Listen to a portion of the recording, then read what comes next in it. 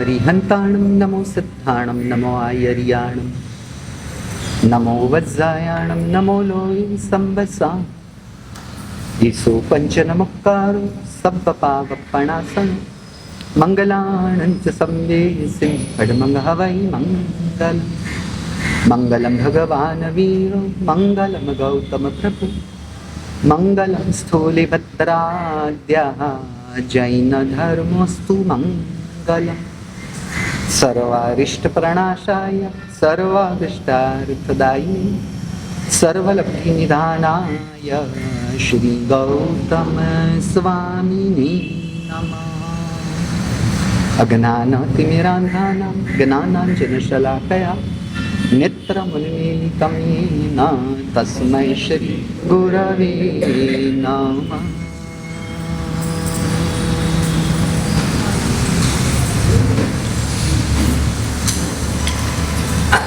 हमारी जो कल बात थी और शनिवार की जो बात थी उसे लेकर आगे चलते।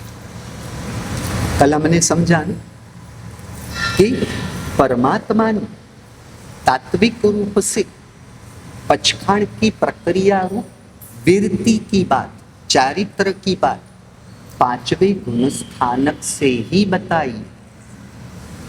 क्योंकि पचखाण यानी अपने आप को नियम में लेना।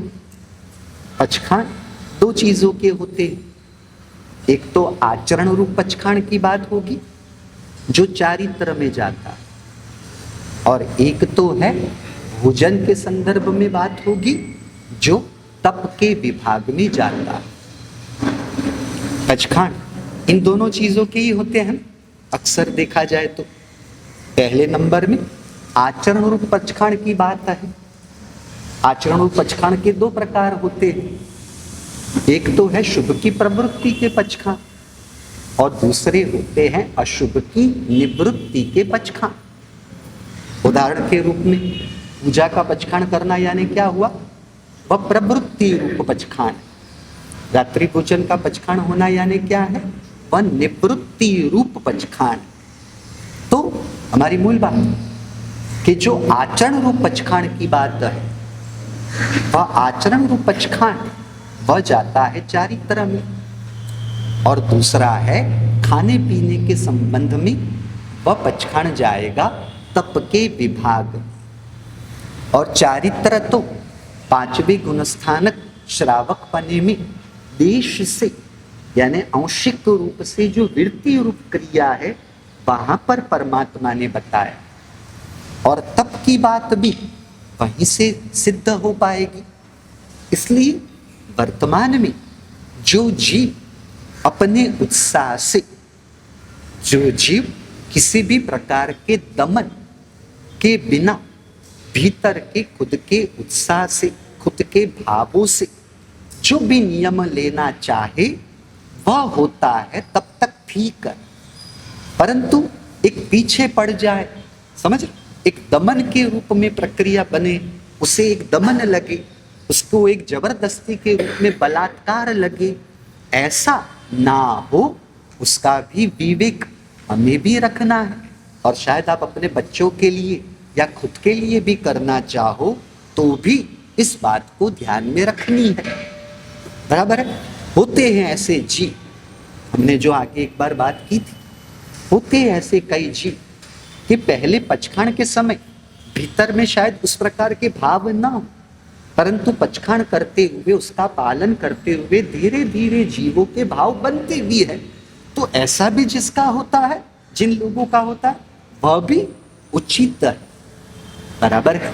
अब हम आगे बढ़ते हैं, आगे की एक बात को खोलने की। हमारी बात चल रही थी शनिवार को कि हम कितना भी अशुभ का त्याग कर ले और शुभ का सेवन कर, हम कितना भी दोषों का त्याग कर ले और गुणों का विकास कर ले, उससे आत्मा का कार्य सिद्ध नहीं होता। उससे आत्मा का कार्य सिद्ध नहीं होता। तो लोगों में वो एक असमंजस ऐसी स्थिति बनने लगी कि महाराज साहब, अब तक तो हमने यही सुना है कि भाई क्षमा बढ़ानी चाहिए, क्रोध को कम करना चाहिए, अहंकार को छोड़ना चाहिए, नम्रता को बढ़ानी चाहिए, तो वह भी जो बातें थी वह भी बात उचित थी। और अभी की जो बात है उसमें भी कुछ अनुचितता जैसा नहीं है, परंतु होता क्या है, आप उन वचनों के पीछे के तात्पर्य, उद्देश्य को समझने का प्रयास नहीं कर रहे हो, इसलिए आपको उसमें विरोधाभासता है। समझ रहे? तो हमने आगे बात की थी, आज उसकी स्पष्टता कर। हमने आगे बात की थी, क्या बात करने जा रहा था, उसे दिमाग में क्या बात करने जा रहा था, ऐसा बीच बीच में विस्मृति जैसा हो जाता है। हाँ, हमने कर्म बंध के 4 कारणों की बात की, हमने संसार के 4 कारणों की बात की। उसमें हमने देखा इसकी सबसे पहला कारण था मिथ्यात्व, दूसरा था अवीर्ति, तीसरा था कषाय और चौथा था मन वचन काया। उसमें हमने ये भी समझा कि मिथ्यात्व से 70 कोटा कोटि सागरोपम का कर्म बंध सर्वाधिक होता है, अवीर्ति कषाय से 40 कोटा कोटि और मन वचन काया से 20 कोटा कोटि सागरोपम। बराबर। अब ये अवीर्ति और कषाय से जो 40 कोटा कोटि बताया है और मन वचन काया से जो 20 कोटा कोटि बताया है, वह मिथ्यात्व सहित हो तो ही। अगर मिथ्यात्व नहीं और सम्यक दर्शन अगर जीव को है, तो इन तीनों से 1 कोटा कोटि सागरोपम से कम स्थिति का ही कर्म बंध बताया है।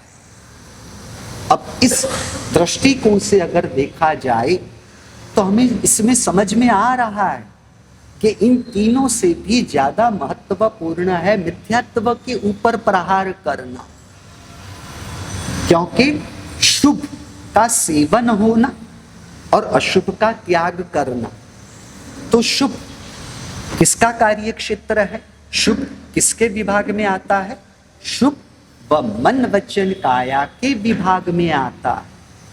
इसलिए हमने आगे आराधना की व्याख्या समझी थी ना, मन वचन काया को शुभ में जोड़ना या मन वचन काया से शुभ में जुड़ना, इसे कहेंगे आराधना।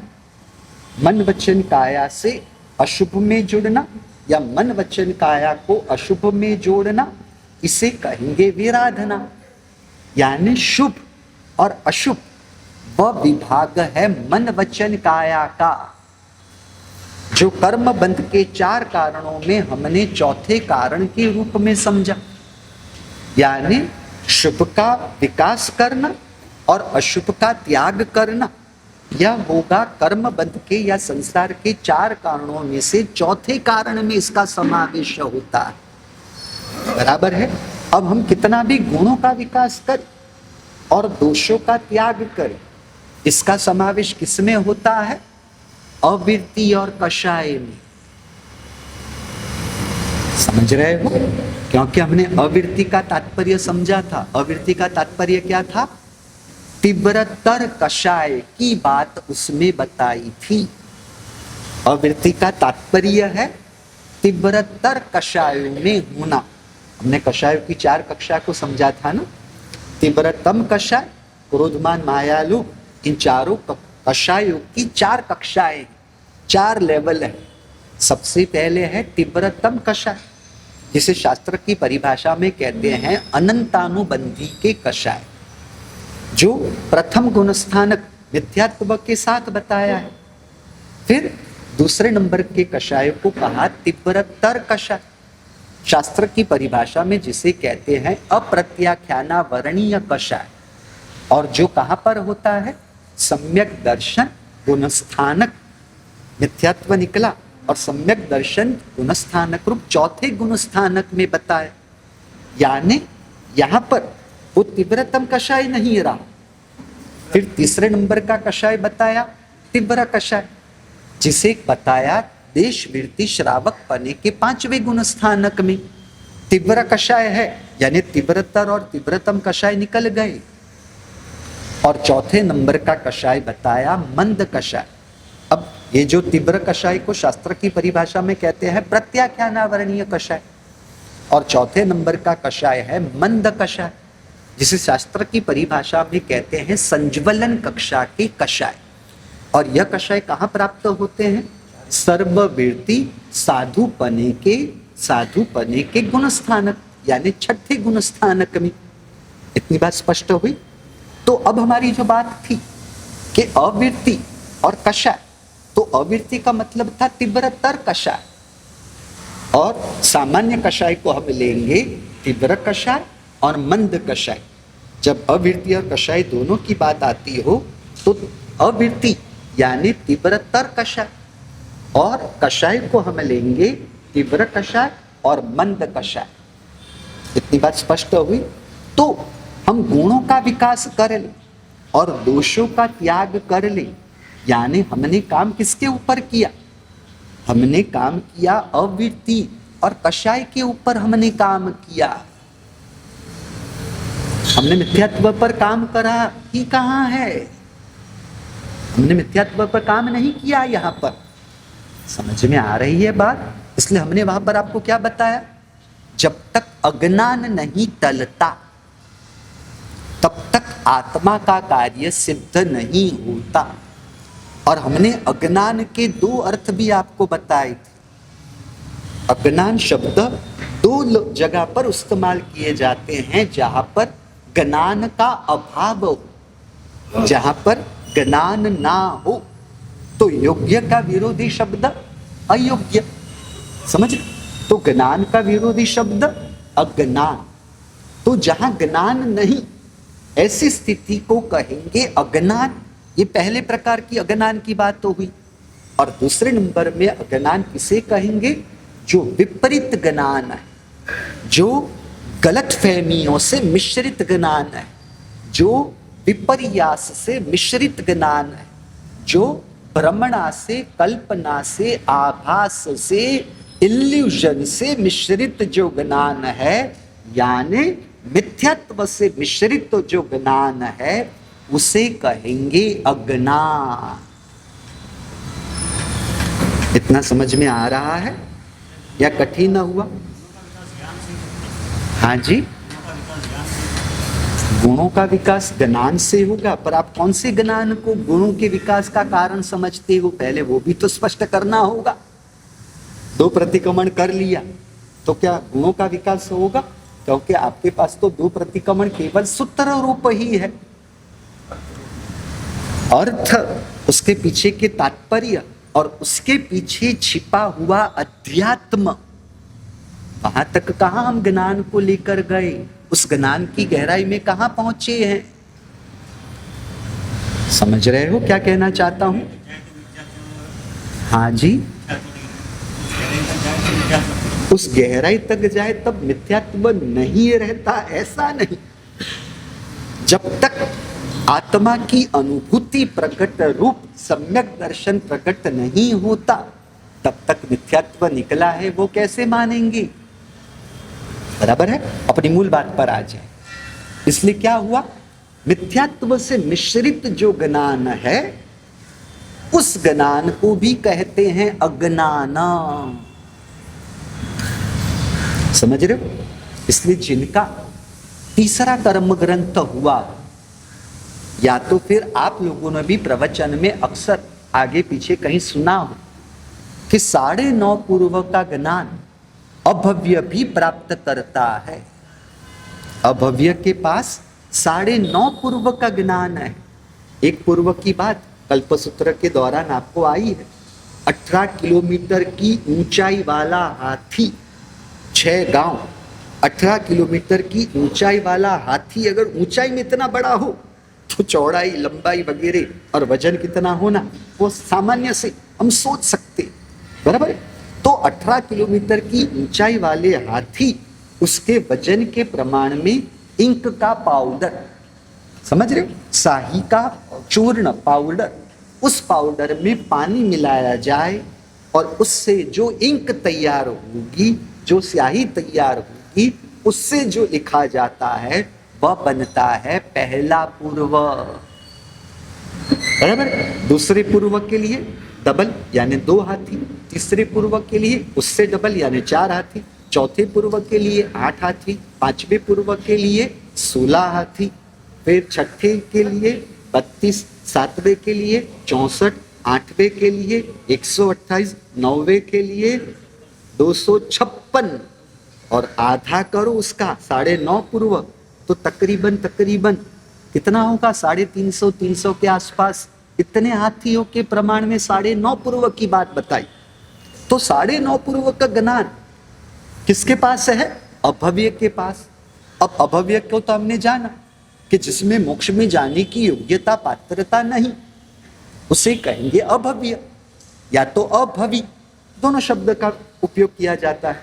तो अभवी, मोक्ष में जाने की योग्यता नहीं है, यानी क्या होगा? वह मिथ्यात्व गुणस्थानक के ऊपर कभी भी जा ही नहीं सकता। तो समझ रहे हो? जो मिथ्यात्व के ऊपर कभी चढ़ता ही नहीं। एक मिनट, हमारे पास तो 2 शब्द आए हैं 14 गुणस्थानकों में। पहले गुणस्थानक का नाम क्या बताया? मिथ्यात्व गुणस्थानक। मिथ्यात्व गुणस्थानक। और 18 पाप स्थानकों में 18वें पाप का नाम क्या है? मिथ्यात्व शल्य। लो, शल्य का मतलब है कांटा, और कांटा यानी जो पाँव में चुभते हुए, जो आत्मा के पाँव में चुभते हुए मार्ग की यात्रा में ही अवरोध पैदा कर देता है, रुकावट पैदा कर देता है। तो मंजिल तक पहुंचने की बात कैसे होगी? कुछ समझ रहे हो? तो फिर मिथ्यात्व को शल्य कहा जाएगा या मिथ्यात्व को गुणस्थानक? मिथ्यात्व शल्य है या गुणस्थानक है?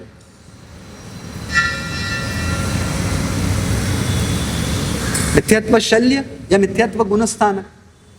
ऐसा हमारे लिए तो दोनों ही काला अक्षर भैंस बराबर। ऐसा क्यों कर दिया? बोलो, मिथ्यात्व शल्य है या मिथ्यात्व गुणस्थानक है? बोलो माँ जी। दोनों है। कैसे हो सकता है?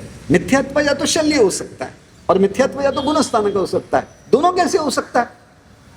आप लोग सब है ना बहुत सारा लोग, इसलिए आप लोग इतना कुछ सोचने का काम ही करते नहीं हो, इसलिए ऐसा कोई प्रश्न आपको होता ही नहीं है।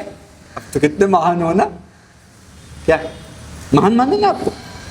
क्या माने? धीरज भाई, दिनेश जी क्या माने?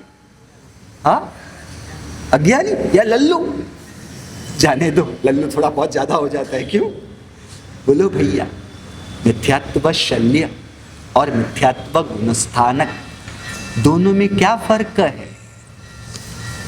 जहां मिथ्यात्व की स्पष्टता ही ना हो, जहां मिथ्यात्व में गलत फहमियों के बारे में, भ्रमणा के बारे में जीव को कोई स्पष्टता ही ना हो, और जीव मिथ्यात्व से जो उसे परिणाम हो रहे हैं उसी को वह परिपूर्ण और वास्तविक परिणाम मान ले। यानी मिथ्यात्व में जहां बेहोशी है, बेहोशी पूर्वक का मिथ्यात्व बनता है मिथ्यात्व शल्य, और जहां पूरा होश है, सत्संग के द्वारा अंतर में तत्व का निर्णय होता जाता है, और वह निर्णय से जीव प्रयत्न पूर्वक जागृति में रहता है, प्रयत्न पूर्वक विवेक में रहता है। यानी बेहोशी पूर्वक में मिथ्यात्व के वश न हो, बेहोशी पूर्वक में मिथ्यात्व में पूरी तरह से डूबा हुआ ना हो, तो ऐसी स्थिति को कहते हैं मिथ्यात्व गुणस्थाना। कुछ समझ में आया या कठिन पड़ा? समझ रहे हो? मैं आत्मा हूं यह हम जानते, मानते कहां है? मानते बुद्धि के स्तर पर, भीतर से अंतरात्मा से वो सहज और दृढ़ श्रद्धा कहां है? और वह श्रद्धा हमारी सहज जागृति में कहां है? इसलिए बेहोशी पूर्वक क्या हो रहा है? मुझे बुखार आया है, या बोलते हैं या मानते हैं। जो जागृत होता है वह बोलता है पर मानता नहीं, और जो बेहोशी में है वह जो मानता है वही बोलते हुए बेहोशी को और मजबूत करता है। कुछ बात समझ में आ रही है या कठिन पड़ी? तो हमारी मूल बात पर आ जाए तो कर्म ग्रंथ में बहुत स्पष्ट किया कि दूध वह तो शुद्ध है, गाय का दूध है। आसमान से जो बादलों के द्वारा पानी बरसता है वह अत्यंत शुद्ध है, परंतु वो जाके गिरा सर्प के मुख में। अब सर्प के मुख में दूध गिरे, पानी गिरे, क्या होगा? वह दूध भी जहर वाला हो जाएगा, वह पानी भी जहर वाला हो जाता है। समझ रहे हो? जो 9.5 पूर्व है वो गाय के दूध की तरह शुद्ध श्रुत ज्ञान है। जो प्रभु के वचन है वह गाय के दूध के समान शुद्ध श्रुत ज्ञान है, परंतु वो गिरा कहां? यानी उसे ग्रहण किया किसने? मिथ्यात्व के विष से मिश्रित ऐसे जीव ने ग्रहण किया। इसलिए पहले गुण स्थानक के श्रुत ज्ञान को कहते हैं श्रुत अज्ञान। पहले गुण स्थानक में मति ज्ञान को कहते हैं मति अज्ञान। पहले गुण स्थानक में अवधि ज्ञान को कहते हैं विभंग ज्ञान। और वही मति अज्ञान, श्रुत अज्ञान, विभंग ज्ञान अगर मिथ्यात्व से निकले और सम्यक दर्शन गुण स्थानक में आए तो वह बन जाता है मति ज्ञान, श्रुत ज्ञान और अवधि ज्ञान। कुछ बात समझ में आई या कठिन हुई? अभव्य के पास 9.5 पूर्व है श्रुत ज्ञान, कितना विस्तार पूर्वक का है, परंतु वह श्रुत ज्ञान श्रुत अज्ञान बना। और पहले गुण स्थानक, पहले क्या 6ठे 7वें गुण स्थानक में रहने वाले मास्तुस मुनि, 6ठे 7वें भाव साधुपने के गुण स्थानक में रहने वाले मास्तुस मुनि को 6 अक्षर और 4 शब्द भी याद नहीं रहते हुए भी वह मास रुस और मातुष इतना भी उनके लिए शुद्ध श्रुत ज्ञान बनता है। कुछ बात समझ में आई? यानी आपकी भाषा में कहो तो दुर्जन के हाथ में आप छुरा दे दो, क्या होगा? खुद का भी अहित, दूसरों का भी अहित। और किसी डॉक्टर के हाथ में आप वही छुरा दे दो तो क्या होगा? वह दूसरों का भला करेगा ऑपरेशन वगैरह के द्वारा। कुछ समझ में आ रही है बात? तो दुर्जन यानी मिथ्यात्व गुण स्थानक में रहा हुआ ज्ञान, और सज्जन यानी डॉक्टर यानी सम्यक दृष्टि यानी सज्जन के हाथ में दिया हुआ छुरा, किसी शराबी का के हाथ में दिया हुआ छुरा, उससे क्या करेंगे? वो जैना का पालन करते हुए, सब्जियों को संभालते हुए वह परिवार का भरण पोषण करते हैं। समझ रहे हो? छुरा तो निष्पक्ष है ना, छुरा को कोई पक्षपात है?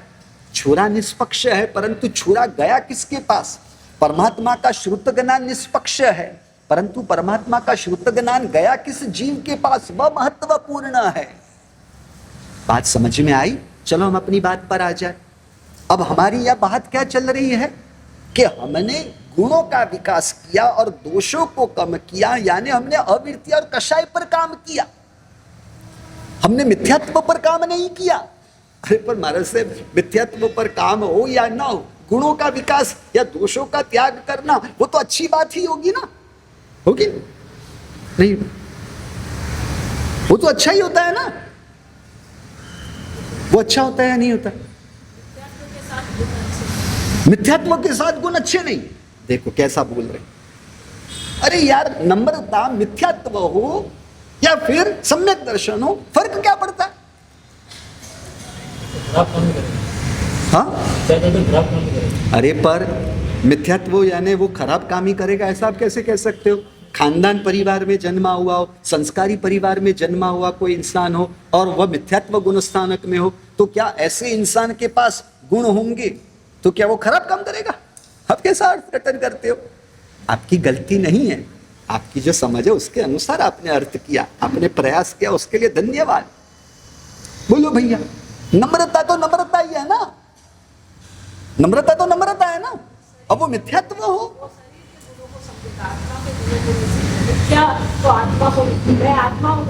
यहां तो मेरी गुणों की बात है। क्षमा मिथ्यात्व गुण स्थानक में हो या क्षमा सम्यक दर्शन गुण स्थानक में, क्षमा तो क्षमा ही है ना। कैसे अहंकार? कौन सा अहंकार? ओहो, बहुत अच्छा, आपने बहुत अच्छा प्रयास किया। मैं अंतर से आपका समर्थन करता हूं, निषेध नहीं करता हूं, परंतु जहां तक वो जो उत्तर की जो स्पष्टता, सूक्ष्म स्पष्टता होनी चाहिए, वहां तक आप नहीं पहुंचे। आपने बहुत अच्छा प्रयास किया, उसके लिए मैं आपको धन्यवाद देता हूं। क्या कहना चाहते हैं? छोड़ो, चलो आपको हम दूसरी बात करते हैं। परमात्मा के पास समाधि मरण की मांग करना वो अच्छा है या बुरा है? अरे जय वीर सूत्र में गणधर भगवंत तो समाधि मरणम च की बात तो रखी हुई है ना। तो समाधि मरण की मांग करना वो अच्छा है या बुरा है? अच्छा ही है ना, हाँ या बुरा है? अच्छी बात ही है ना। तो समाधि मरण परमात्मा के पास मांगे तो गलत नहीं है ना? हाँ नहीं है, नहीं। धीरज हाँ, इष्टफल सिद्धि, यहाँ पर वो बात कहाँ पर आ गई? यहाँ तो मेरी बात है समाधि मरण की मांग परमात्मा के पास करना वो अच्छा है या बुरा है? अच्छा ही है ना। उसके लिए थोड़ी ना कोई आप यार दो चीजें आएंगी। समाधि मरण की मांग करना अच्छी बात है ना। अभी ये तो कुछ और जगह पर चले जाते हैं, आपको समझ में नहीं आएगा। मैं समझने की थोड़ी थोड़ी कोशिश कर रहा हूं। समाधि मांगेला जी, आपको कोई कहना है? समाधि, चलो समाधि मरण की मांग उसको खोलते हैं। इस समाधि मरण का मतलब क्या होता है? पहले तो मुझे वो समझना पड़ेगा, समाधि मरण का मतलब क्या होता है?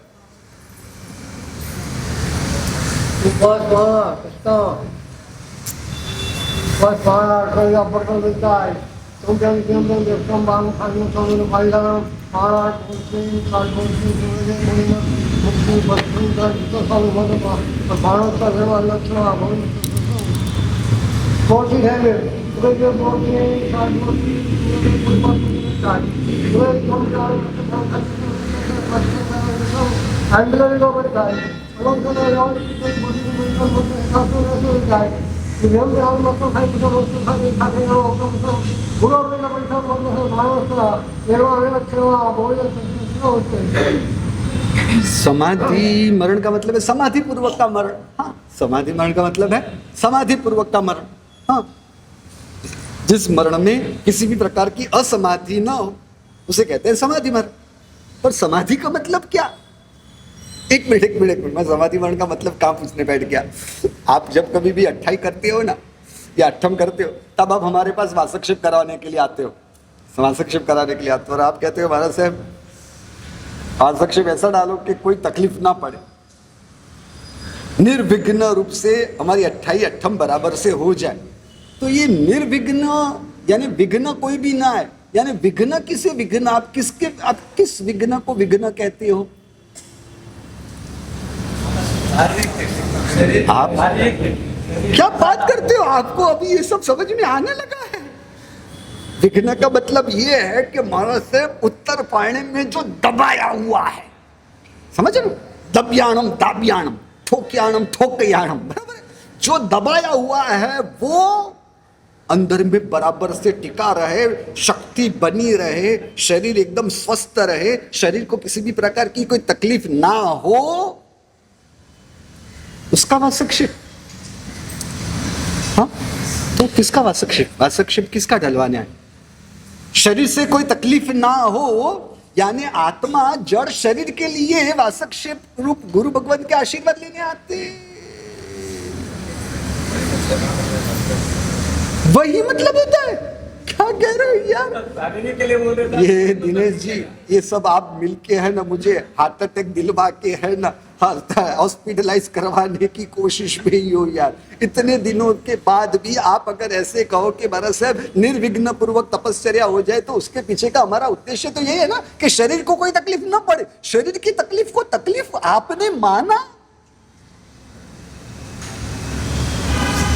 शरीर को तकलीफ ना पड़े इसलिए, या फिर खुद को आत्मा न मानते हुए खुद को शरीर माना और शरीर की तकलीफ को खुद की तकलीफ माना, यानी शरीर को तकलीफ ना हो यानी मुझे तकलीफ ना हो, यह मानते हुए वासक्षिप यानी मिथ्यात्व के घर में रहते हुए गुरु के आशीर्वाद चाहिए ना आपको। क्या हुआ? यही आशीर्वाद है ना आपके। अपने आप को शरीर माना, समझ रहे हो? और वह शरीर की तकलीफ को अपनी तकलीफ मानना, और इस प्रकार से मुझे तकलीफ ना हो। मुझे तकलीफ हो सकती है, मेरा अभी भी कुछ भी बिगड़ ही नहीं सकता, तो किसी से या कोई मेरा कैसे बिगाड़ सकता है? किसी से मेरा बिगड़ नहीं सकता, कोई मेरा बिगाड़ नहीं सकता, तो फिर मेरे आत्मा के परिणामों को बिगाड़ने की वजह ही मुझे मिल ही नहीं सकती। कुछ समझ में आ रही है बात? आपका समाधि मरण का मतलब क्या है? कि शरीर में किसी भी प्रकार की उस समय तकलीफ ना हो, मेरे परिवार के सदस्य आसपास में सब रहे हुए हो और उनके लिए जो मेरा मोह भाव है, मेरा जो राग भाव है, उस मोह भाव और राग भाव को कोई तकलीफ ना हो, परिवार वालों को तकलीफ ना हो, यानी परिवार के लिए जो मोह और राग है उसे कोई तकलीफ ना हो। बराबर ना? क्या संभाव के लिए, यानी संभाव में रहना चाहिए, संभाव में रहना चाहिए। अभी आप अपने आप पहले संभाव में रहना, अब फिर बोलते अपने आप बात बदलते रहे हो, बार बार बात मत बदलो। आपका समाधि मरण का मतलब यही है ना, समझ रहे हो? सब मेरा परिवार पूरा साथ में रहा हुआ और उस समय दुकान भी चालू रहनी चाहिए, मेरा बिजनेस भी बंद ना हो और बिजनेस में आमदनी भी अच्छी बनी रहे, इसे समाधि कहते हो। धीरज जी, नहीं तो समाधि मरण किसे कहते हैं?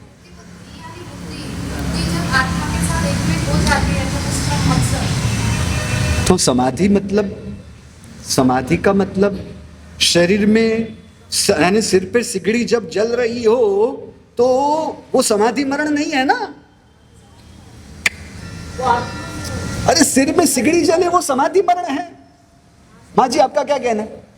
सिर पर सिगड़ी जलती हुई आयुष्य खत्म हो वो समाधि मरण है? देखो सुनो, मना कर रहे हैं, नहीं महाराज से वो समाधि मरण नहीं है। आधि का मतलब है परिणाम, आधि का मतलब है विचार, जहां परिणाम समस्थिति को प्राप्त कर ले, जहां परिणाम सभी प्रकार की विषमताओं से मुक्त हो जाए और मुक्त रहे, यानी ये मरण नाम की घटना मेरी आत्मा के साथ उसका कोई लेना देना नहीं।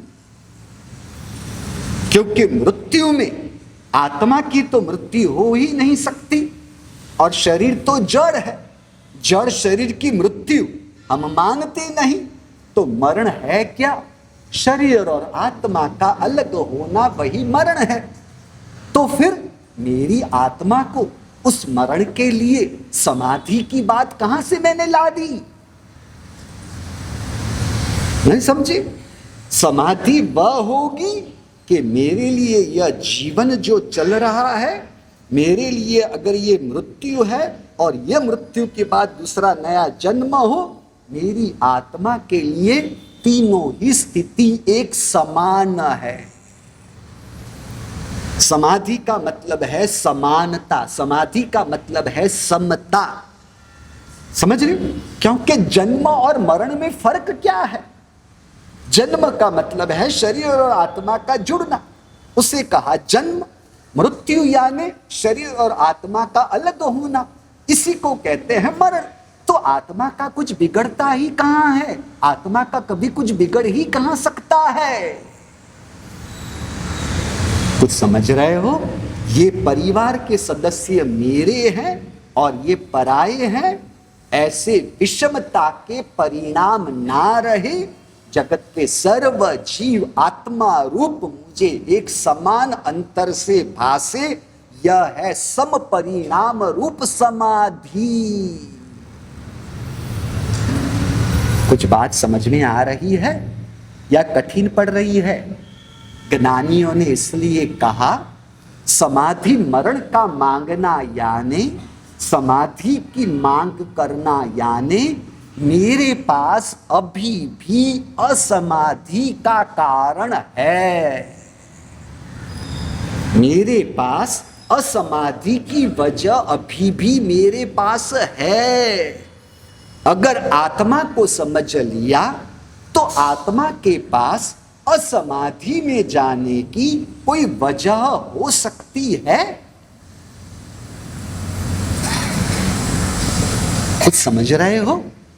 जिसके पास असमाधि की वजह ही न बची हो, आत्मा को समझने से उसकी तो प्रतिक्षण समाधि पूर्वक ही बीतती है, तो वह समाधि जीवन जीते हुए समाधि मरण की मांग करेगा कैसे और क्यों?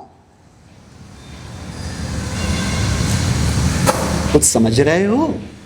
इसलिए अष्टावक्र ऋषि ने अष्टावक्र गीता की 15वीं गाथा में बताया, अयमेव हि ते बंधो, हे आत्मा तुम्हारे लिए यही बंधन है, यही तुम्हारे लिए बंधन है। क्या?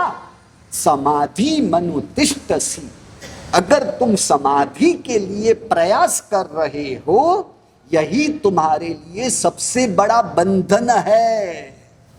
तुम समाधि के लिए प्रयास कर रहे हो, यानी तुम्हारे पास असमाधि की वजह अभी भी मौजूद है, यानी असमाधि का कोई कारण आपको मिलता है, यानी आपने आत्मा और आत्मा की नित्यता, आत्मा की शाश्वतता को ही समझा नहीं है, स्वीकारा नहीं है, माना नहीं है।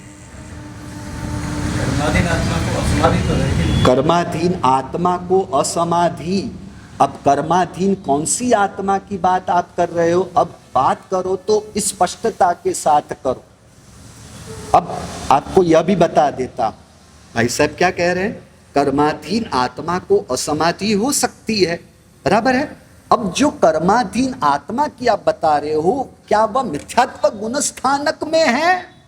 तो मिथ्यात्व गुणस्थानक में रही हुई आत्मा तो बिना कर्म के उदय के ही वह मिथ्यात्व ही सबसे बड़ी असमाधि है। क्या कह रहा हूं, समझ रहे? मैंने अपने आप को आत्मा न मानते हुए मैंने अपने आप को शरीर माना, यही सबसे बड़ा मिथ्यात्व रूप असमाधि है। यह बात समझ में आई?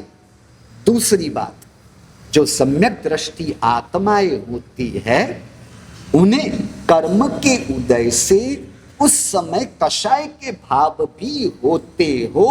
सम्यक दृष्टि आत्मा उस कषाय के भावों को भी खुद से अलग देखते हैं।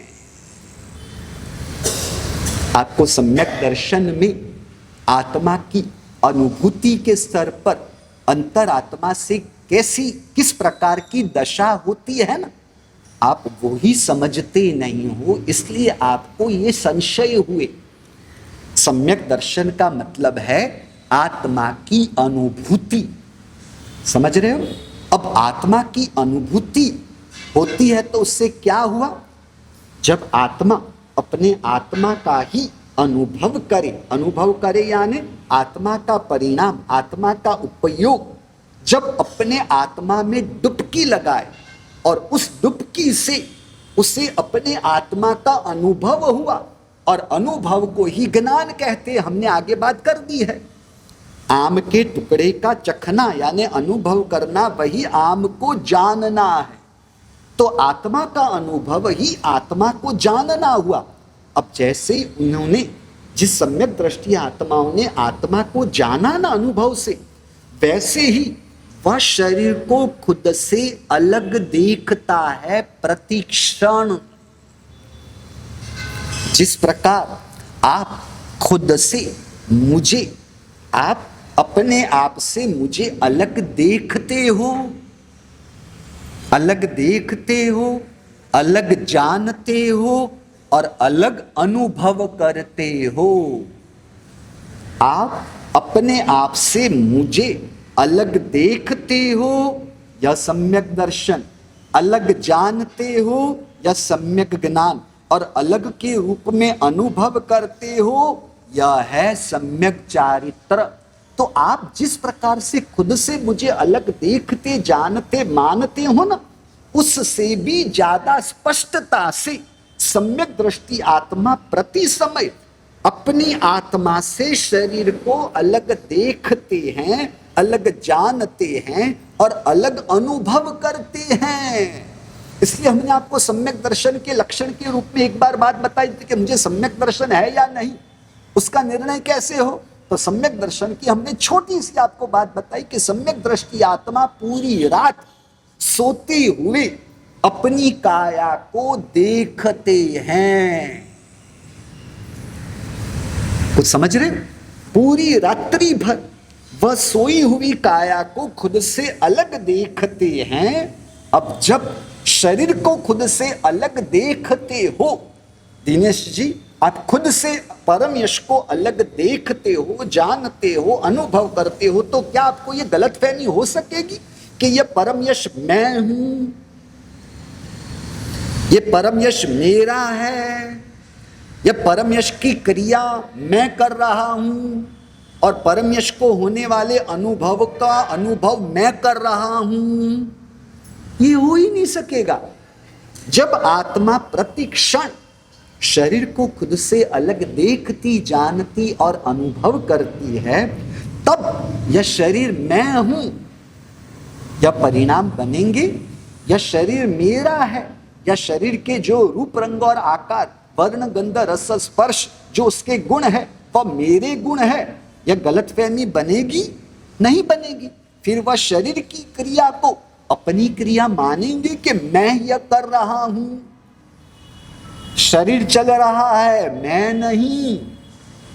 मुझ में यानी मेरे ज्ञान गुण में, ज्ञान के दर्पण में शरीर और शरीर के चलने की क्रिया झलक रही है। कुछ समझ रहे हो? यह शरीर और शरीर के चलने की क्रिया मुझ में झलक रही है। समझ रहे हो? यानी शक्कर का अनुभव होगा तो शक्कर की मिठास का अनुभव तो अपने आप हो ही जाएगा, न करते हुए भी। आत्मा का अनुभव होने से आत्मा के ज्ञान स्वभाव का अनुभव अपने आप हो जाने से इस ज्ञान के दर्पण में यह जो शरीर झलक रहा है, यह जो शरीर झलक रहा है, तो वो जो झलक रहा है वह मैं हूं। ऐसी सोच कैसे होगी? जहां झलक रहा है वह मैं हूं।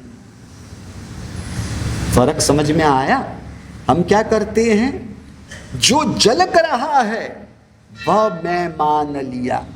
इसलिए तो हमने आगे आपको कहा था, मैं शब्द एक हो तो वह मैं शब्द एक से ही पहचाना जाएगा।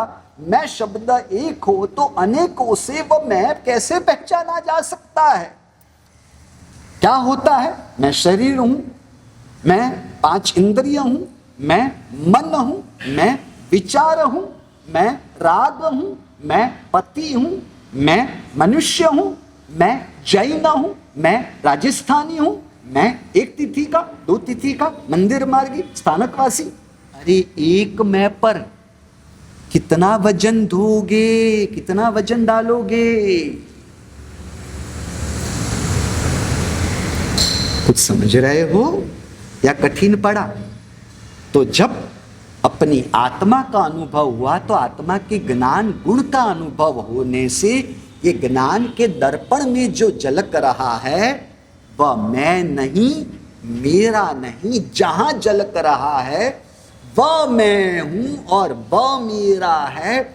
उसी प्रकार कर्म के उदय से राग द्वेष क्रोध मान माया लोभ के भाव होते हैं। समझ रहे हो? कर्म के उदय से राग द्वेष क्रोध मान माया लोभ के भाव होते हैं। अब वह भाव भी मुझ में झलक रहे हैं।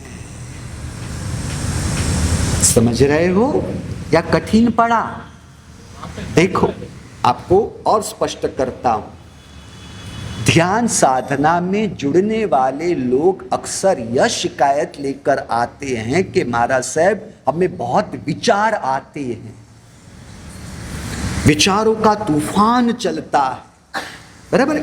यानी उनके कहने का मतलब यह हुआ कि विचार होने से ध्यान में बाधा पहुंचती है, ध्यान में तकलीफ पहुंचती है। यानी उनके कहने का मतलब यह हुआ कि अगर विचार नहीं रहे तो ध्यान है, विचार के होने से ध्यान में बाधा पहुंची तो विचार न होने से ध्यान माना। तो फिर शांत चित्त से सोचो, समझो कि भैया कोई भी विचार क्या नियमित रूप से प्रतिक्षण रहता है? विचार निरंतर बदल रहे हैं।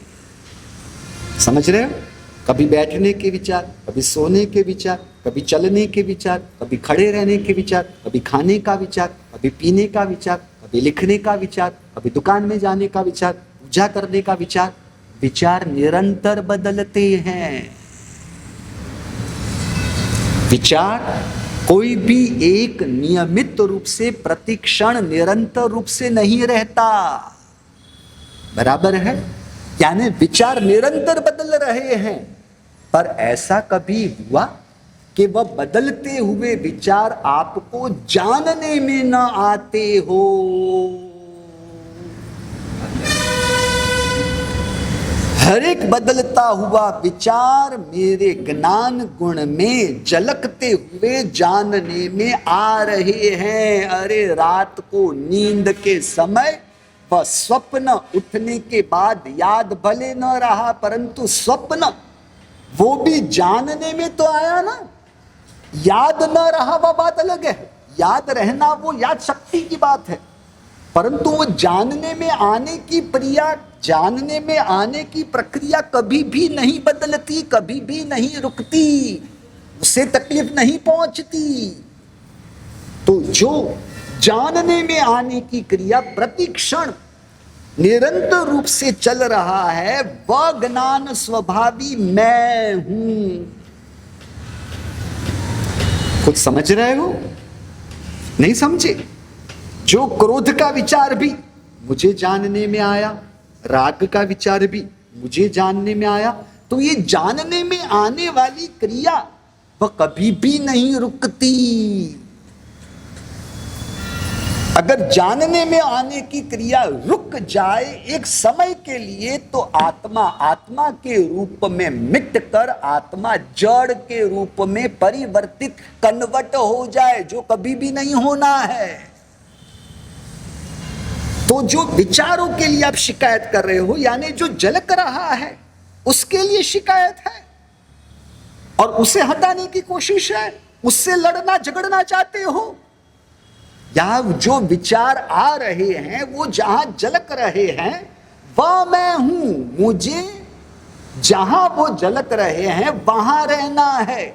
जो झलक रहा है उसमें नहीं जाना, उसमें नहीं उलझना। समझ रहे हो?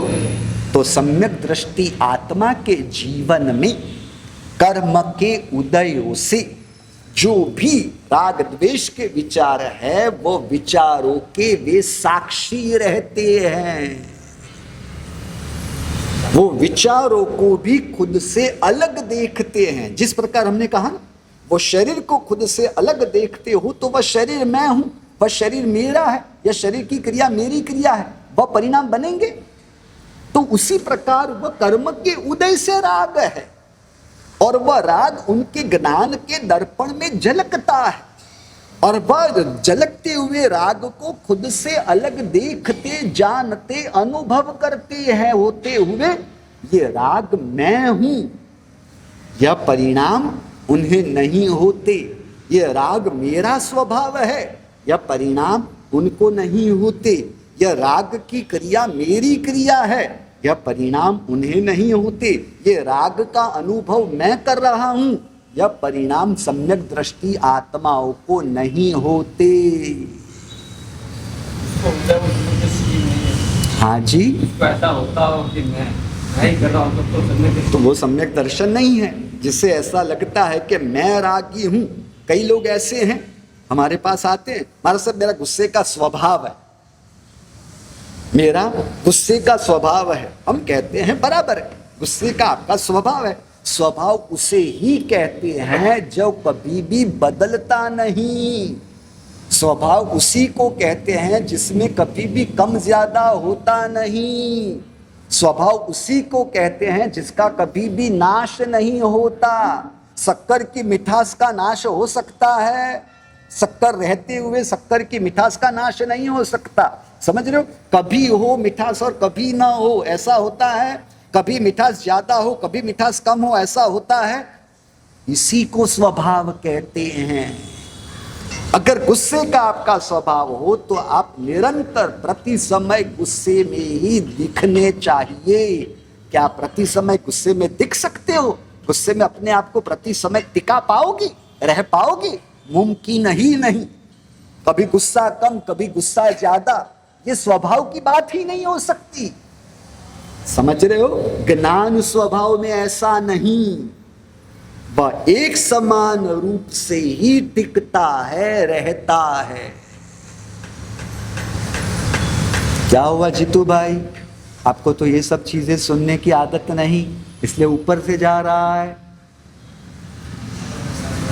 थोड़ा थोड़ा आया, थोड़ा थोड़ा यानी 1%, 2%, 5%, 10%, 20%, 50%, सबको थोड़ा ही कहेंगे। कुछ बात समझ रहे हो? हमारी मूल बात असमाधि, असमाधि की वजह आत्मा के पास कहां से मिलेगी? क्योंकि हमने तो मूल सिद्धांत यही समझा ना, मेरी आत्मा का कभी भी कुछ भी बिगड़ ही नहीं सकता। इस शरीर को अणुबॉम्ब के साथ बांधे और अणुबॉम्ब फूटने पर यह शरीर का हर एक कण पूरी तरह से भस्मीभूत हो जाए, खाक हो जाते हुए भी क्या मेरी आत्मा का कुछ बिगड़ सकता है? मेरी आत्मा का कभी कुछ बिगड़ नहीं सकता, तो किसी से मेरी आत्मा का कैसे बिगड़ेगा? कोई मेरी आत्मा का कैसे बिगाड़ सकता है? और किसी से मेरी आत्मा का नहीं बिगड़ सकता, कोई मेरी आत्मा का बिगाड़ नहीं सकता। तो मेरी आत्मा के परिणामों को बिगाड़ने की वजह न मिलते हुए मेरे पास असमाधि की वजह ही नहीं बची। समझ रहे हो? तो असमाधि की वजह न रही तो प्रतिक्षण समाधि पूर्वक ही बीती, यानी समाधि जीवन, समाधि परिणाम बने। समाधि परिणाम और समाधि जीवन बनने से उसे समाधि मरण की चिंता करने की जरूरत ही नहीं रहती। ये क्या किया पता चला? आत्मा के दृष्टिकोण से असमाधि और समाधि को समझते हुए असमाधि छोड़नी नहीं पड़ी, असमाधि से लड़ना नहीं पड़ा, असमाधि का सामना नहीं करना पड़ा। असमाधि की वजह ही मुझे नहीं मिली। कुछ समझ रहे हो क्या हो रहा है? भैया मैं आपको माफ करता, मैंने इनको माफी दी, तो किसी को माफ करना अच्छी बात है या बुरी बात है? हाँ, अच्छी बात है या बुरी बात है? किसी को माफ कर देना तो अच्छा है ना? हाँ, अच्छा है बुरा है? बोलो भैया, अच्छा है या बुरा है? हाँ, अच्छा है। क्या अच्छा है? माफ करने की बात क्यों आई? पूरा किया है। माफ करने की बात कब आई? भीतर में उनके लिए किसी न किसी प्रकार का असंतोष का, असमाधान का परिणाम रखते हुए, किसी के लिए शिकायत के परिणाम भीतर में है, किसी के लिए गुस्से के परिणाम भीतर में है। यानी हमने कीचड़ से अपने पांवों को गंदा किया, बिगाड़ा, और फिर धोने की नौबत आई। पांव धोने की नौबत कब आई? पांव बिगाड़े ही नहीं होते तो धोने की नौबत ही कहां से आती? आत्मा ने अपने परिणामों को बिगाड़ा है, यानी आत्मा को अपने परिणामों को बिगाड़ने की वजह उचित लगती है। ये भाई साहब मेरे 10 लाख रुपए दबा गए, तो उनके लिए गुस्सा रखना उचित है ना, मुनासिब है ना? हाँ हाँ, हमारे लिए उचित है। हमारे लिए उचित है। तो मैं वही तो पूछ रहा हूं। ये मेरे 10 लाख रुपए खा गए, हजम कर गए, देने का नाम ही नहीं ले रहे, जानबूझ के नहीं दे रहे, तो फिर गुस्सा तो होना ही है ना, होना ही है ना। आपकी गलती ना होते हुए कोई आपको ताना दे, भला बुरा सुनाए, तो गुस्सा होना बराबर है ना। यानी 10 लाख रुपए मेरे थे, 10 लाख रुपए मेरे थे, 10 लाख रुपए मेरे हो सकते हैं, यानी जड़ संपत्ति आत्मा की हो सकती है। या मिथ्यात्व की परवशता पूर्वक 10 लाख में मेरापन, अपनापन माना। जब जागृति, ज्ञान, जागृति और विवेक बना, तो फिर मेरे पास गुस्से का कोई कारण ही नहीं, शिकायत का कोई कारण ही मुझे नहीं मिल पाता। शिकायत का कोई कारण न मिलने की वजह से कुछ मन में भर के रखा नहीं है, तो माफी देने की बात ही कहां से आएगी? कुछ समझ में आया? हाँ जी, पैसा मांगना नहीं, जो व्यवहार में उचित रूप से पैसे वसूल करने के लिए जो करना पड़े करे, परंतु वो आप गुस्सा दिखाओगे, खाली गुस्सा करोगे नहीं। कुछ समझ रहे हो? भैया आप पैसे दे दो, हाँ ये बराबर नहीं कर रहे हो, ऐसा करना उचित नहीं है, अब बताओगे, यानी नाटक होगा। इसलिए ज्ञानी है ना, माया भी होते हैं, बाहर से दिखाते हैं पर भीतर में ऐसा कुछ। आप भी मम्मियां अपने बच्चों को गुस्सा दिखाते ही हो ना, गुस्सा करते नहीं हो ना? करते हो? नहीं होता है। बेहोशी का प्रमाण इतना ज्यादा है, मैं रास्ते में ही हूं, ये झूठ आप बोलते हो? हाँ, वो सहज है, आपको बोलना नहीं पड़ता, आपसे होता है। कहने का मतलब है, जब मिथ्यात्व की स्पष्टता होती है, तब दोषों का त्याग करना नहीं पड़ता। दोषों में जाने की वजह ही मिलती नहीं है, तब गुणों का सेवन करना नहीं पड़ता। वह गुणों में सहज हमारा रहना होता है। कुछ बात समझ रहे हो या कठिन पड़ी? बात पकड़ रहे हो? मैं माया करता हूं, क्यों? क्योंकि पैसा कमाने जैसा है, उससे सुख माना, तो मैंने माया की। जब सत्य के घर में आता हूं, झूठ छोड़ना नहीं पड़ता, छूट जाता है। परंतु अगर मिथ्यात्व की स्पष्टता ना हुई हो और मिथ्यात्व की पराधीनता हो, तो क्या होगा? वह दोषों का त्याग करता है, और जहां कर्ता परिणाम आया, वहां अहंकार बनता है। जहां मिथ्यात्व की स्पष्टता नहीं है, तो मैंने अपने आप को गुणों में रखा, मैंने नम्रता रखी, मैंने नम्रता की, वह गुणों का भी कर्ता भाव का अहंकार बनता है। बात समझे? परंतु वह स्थिति क्यों बनी? क्योंकि भीतर में वह मिथ्यात्व की स्पष्टता न होने की वजह से ही ऐसा सब करने में बना। सहज रूप से होने में नहीं बना, बराबर है, अपना समय हुआ, इसलिए परमात्मा ने समता में अपने आप को रखने की क्रिया की नहीं थी। समझ रहे हो? परमात्मा की समता सहज थी, बिना किसी प्रयास के, बिना किसी दबाव के, बिना किसी इच्छाओं के। समझ रहे हो? यह सहज गुणों की परिणति मिथ्यात्व की स्पष्टता बने और भीतर में तत्व का, सत्य का निर्णय बने, और उस तत्व और सत्य की जागृति और विवेक में रहने से गुणों की परिणति सहज बनती है। ठीक है, विशेष बात आगे जिनाग्नगरुत कहा गया हो तो विचार।